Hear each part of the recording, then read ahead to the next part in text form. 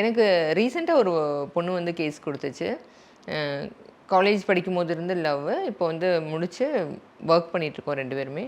கல்யாணம் பண்ணிக்கிறதுக்கு வந்து ஒரு 2 வருஷமாகவே கேட்குறேன் நான் அவங்ககிட்ட. அவன் வந்து இல்லை இன்னும் கொஞ்சம் வெயிட் பண்ணுவோம், இன்னும் கொஞ்சம் வெயிட் பண்ணுவோம் அப்படி சொல்கிறான். வீட்டுக்கு ஒரே பையன்தான், எந்த ஒரு இது இல்லை, நல்ல வசதியான ஃபேமிலி அவன். பட் ஏன் அப்படி அவாய்ட் பண்ணுறானே சொல்லி எனக்கு தெரியல.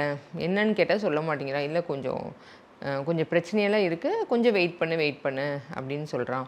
அப்புறம் திடீர்னு பார்த்தா வேண்டாம் நம்ம மேரேஜ் பண்ணிக்குவேன், நம்மளுக்குள்ளே செட் ஆகாது அப்படிங்கிற பிரேக்கப் பண்ணிக்கலாங்கிற மாதிரியும் டபுள் மைண்டாக பேசுவான். ஸோ ஒரு ஸ்ட்ராங்கான ஒரு இதில் இருக்க மாட்டேங்கிறான். வேண்டான்னு சொல்லிட்டு பிரேக்கப்பும் பண்ண மாட்டேங்கிறான். ஒரு சீரியஸான ஒரு லவ் மாதிரி இல்லை. மேரேஜ் பண்ணிக்கிறது கேட்டால் டபுள் மைண்டாக கொஞ்சம் அதை அவாய்ட் பண்ணிகிட்டே இருக்கான். ஸோ என்ன தான் அவன் நடக்குது, அவன் மற்ற டைமில் என்ன பண்ணுறான்னு சொல்லிட்டு பார்க்கணும். வேலைக்கெல்லாம் எதுவும் போகிறதில்ல, நான் போயிட்டுருக்கேன், நான் ஒர்க் பண்ணிகிட்ருக்கேன். அவன் வந்து வீட்டில் பிஸ்னஸ் இருக்குது, அது பார்த்துக்கிறேன் அப்படி சொல்கிறான்.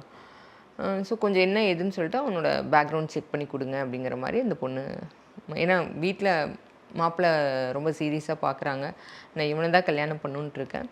ஸோ என்னன்னு சொல்லி தெரிஞ்சுட்டு அதுக்கு தகுந்த மாதிரி, அப்படி இல்லைன்னா வீட்டில் சொல்கிற மாதிரி மாப்பிள்ளையே கல்யாணம் பண்ணிக்கலாம், அதுக்காக பார்த்து கொடுங்கன்னு சொல்லிட்டு கேஸ் கொடுத்தாங்க. சரி சொல்லிட்டு பையனோட டீட்டெயில்ஸ் எல்லாம் வாங்கி நாங்கள் கேஸ் பார்க்க ஆரம்பித்தோம். பையன் வந்து இந்த பொண்ணு வந்து சொன்னது நல்லா வசதியான ஃபேமிலி அப்படின்னு சொல்லிச்சு.